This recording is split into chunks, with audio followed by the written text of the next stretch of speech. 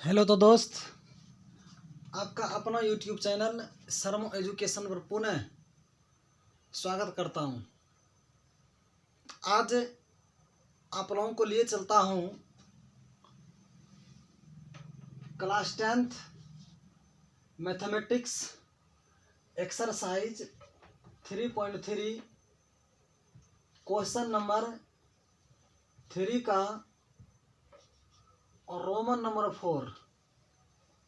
बड़ी ही ज़बरदस्त सवाल है। और यह सवाल जो है, जैसे हम लोग दूरी तय करते हैं, कहीं जाते हैं, तो उसी दूरी से रिलेटेड जो हम लोग भाड़ा देते हैं, तो कोई किसी सवारी पर जाते हैं तो उससे रिलेटेड, उससे संबंधित सवाल है। आइए हम लोग सवाल को पढ़ते हैं और कैसे इसका हल करेंगे। कहता है, एक नगर में टैक्सी के भाड़े में एक नियत भाड़े के अतिरिक्त, देखिए, एक नगर में टैक्सी के भाड़े में एक नियत भाड़े के अतिरिक्त चली गई दूरी। देखिए, एक जिक्र है नियत और चली गई दूरी, यही इसी दो बात पर जिक्र हम लोग करेंगे। ज्यादा सवाल को नहीं पढ़ना है, उलझन में नहीं पढ़ना है। एक नियत है, एक चली गई दूरी, ऐसा एक नगर में ऐसा प्रावधान है, नियम है कि नियत भाड़ा तो लगेगा, बाकी बाद आप जो चलेंगे ना दूरी, उस पर भी भाड़ा लेता है। ऐसा तो भाई पहली बार सुनते हैं कि जो निश्चित भाड़ा है वो भी भाड़ा लेता है और जो चली गई दूरी उस पर भी भाड़ा लेता है। तो नगर का ऐसा नियम है, उस नगर में, जिस नगर में भी हो।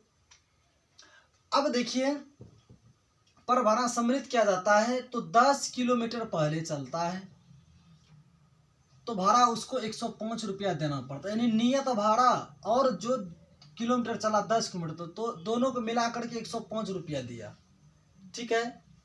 उसके बाद फिर देखिए, यहाँ 155 रुपया जो दे रहा है, कितना किलोमीटर के लिए? 15 किलोमीटर। देखिए यहाँ 15 किलोमीटर के लिए 155 रुपया। यानी इसका मतलब नियत भाड़ा और जो दूरी चला, 15 किलोमीटर चला है ना, बाद में पहले चला 10 किलोमीटर और इसमें नियत मिलाया गया तो 105 रुपया उसको देना पड़ा। जब 15 किलोमीटर चला तो ज्यादा दूरी चला तो ज्यादा रुपया लगेगा ही, तो 155 रुपया देना पड़ा नियत और किलोमीटर को लगा करके। तब कहता है, आप जो है ना नियत भाड़ा ज्ञात कीजिए और प्रति किलोमीटर भाड़ा क्या है। यदि एक व्यक्ति को 25 किलोमीटर चलना है, कितना किलोमीटर? 25 किलोमीटर, तो उसको कितना भाड़ा देना होगा? सिर्फ हमको मेन चीज पर फोकस करना है, जो मेन बात हो रही है ना उस पर सिर्फ फोकस कर रहा है हम लोगों को। सवाल तो ऑटोमेटिक है, बनेगा ही, उसमें कोई दिक्कत नहीं है। तो देखिए, एक नियत है और चली गई दूरी, यानी अतिरिक्त भाड़ा। तो हम लोग मान लेते हैं, सॉल्व, माना कि नियत भाड़ा x तथा अतिरिक्त भाड़ा y है। बोलिए क्या दिक्कत है? नियत और अतिरिक्त, नियत को x माने चल, पहले देखिए कितना चल रहा है, 10 किलोमीटर ना, तो नियत तो x माने है, x दोनों को मिला करके दे रहा है 105 रुपया। समझिए, जो नियत भाड़ा और 10 किलोमीटर जो चल रहा है, दोनों को मिलाकर 105 रुपया दे रहा है। अब देखिए, नियत भाड़ा x प्लस, मिलाना मतलब क्या? जोड़ना, ऐड कर देना। अब जो अतिरिक्त दूरी, जो अतिरिक्त है 10 किलोमीटर है, कितना किलोमीटर?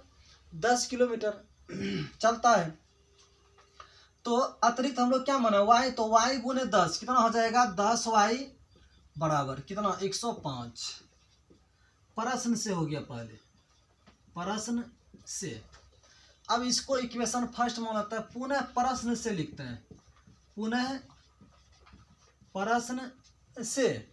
अब जब पुनः प्रश्न में कहता है, पुनः प्रश्न में क्या कहता है कि 15 किलोमीटर के लिए, यानी नियत और दूरी के लिए मिला करके, तो नियत x प्लस अतिरिक्त y माने है तो 15 गुना y कितना 15y बराबर कितना दे रहा है 155 रुपया दे रहा है। तो समीकरण सेकंड मान लीजिए। बोलिए क्या दिक्कत। अब देखिए सॉल्व करता है प्रतिस्थापन विधि से। समीकरण एक से चलते हैं। एक से एक क्या है देखिए x प्लस 10y बराबर कितना 105 या x रहने देता है इधर 105 10y इधर प्लस में जाएगा उधर माइनस में 10y हो जाएगा। बोलिए क्या दिक्कत। इसको समीकरण 3 मान लेते हैं। मान लिए। अब समीकरण 3 का मान समीकरण 3 का मान समीकरण जब 3 का मान समीकरण किस में रखना है समीकरण 2 में रखने पर चले हम लोग 1 से अब रखेंगे 2 में। अब देखिए 2 क्या है यही ना है 2 यह माना है हम लोग x प्लस 15y बराबर 155 या x का मान कितना है देखिए रखिए 105 माइनस 10y सिर्फ x जगह पर ठीक है ना। अब प्लस कितना है 15y तो रख दीजिए 15y बराबर कितना 155। बोलिए क्या दिक्कत। बिल्कुल आसान है बिल्कुल कहीं दिक्कत नहीं है। देखिए 105 है ना 10y क्या है कर्जा है 15y क्या है आमदनी है फिर भी 5y आमदनी बचेगा ठीक है। 15 देखिए 15y आमदनी 10y कर्जा फिर भी 5y क्या बचेगा आमदनी बचेगा। 105 इधर प्लस में जाएगा उधर माइनस में तो 155 में क्या करेंगे 105 घटा देंगे या 5y बराबर 155 में 105 घटाएंगे कितना होगा 50 हो जाएगा। अब कटाइए 5 का 5 अब 5 दाई कितना 10 इसीलिए y बराबर कितना 10 y का मान हम लोग 10 निकाले। कोई दिक्कत है। अब देखिए आगे बिल्कुल इजी क्वेश्चन थोड़ा सा ध्यान देंगे बिल्कुल बनेगा। अब देखिए y का मान क्या करेंगे समीकरण 3 में रखते हैं। y का मान समीकरण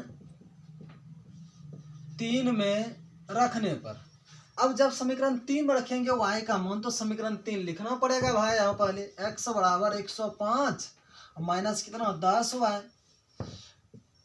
x is equal to 105 minus 10 into है तो इंटू y का वैल्यू बोलिए कितना निकाले हैं 10 निकाला है तो 10 रख दीजिए।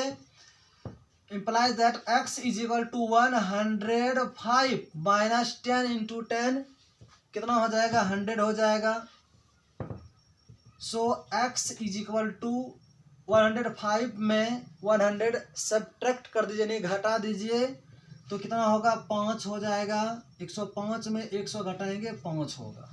बोलिए क्या दिक्कत है नहीं। अब कहता है एक व्यक्ति को 25 किलोमीटर चलना है 25 किलोमीटर चलेगा तो नो अब 25 किलोमीटर चलने के लिए भाड़ा कितना देना पड़ेगा भाई। नियत और जितना चलेगा उतना ना। अब नियत कितना x है ना जी प्लस 25 किलोमीटर चल रहा है तो अतिरिक्त है नहीं तो अतिरिक्त भाड़ा ले रहा है तो 25 गुना y कितना 25y कर दीजिए। देखिए बराबर x का वैल्यू कितना 5 प्लस 25 गुना अब देखिए y का मान कितना निकाला है भाई 10 रख दीजिए। कोई दाएं सब भी देखते होंगे इसलिए भाई और दाएं दोनों। तो देखिए 5 प्लस 25 गुने 10 कितना हो जाएगा 1 गुना 25 कीजिए 25 0 तो 0। बोलिए किसी को दिक्कत है थोड़ा सा मजाक के तौर पर। अब देखिए 250 में 5 जोड़ दीजिए 255 रुपया उस व्यक्ति को देना पड़ेगा जो 25 किलोमीटर चलेगा। बोलिए इस सवाल में क्या दिक्कत आप लोगों को है कहीं परेशानी हो रहा है कहीं परेशानी बिल्कुल बनेगा, कोई दिक्कत ही नहीं है। ठीक है ना। आशा है कि आप लोगों को जरूर यह वीडियो पसंद आया होगा।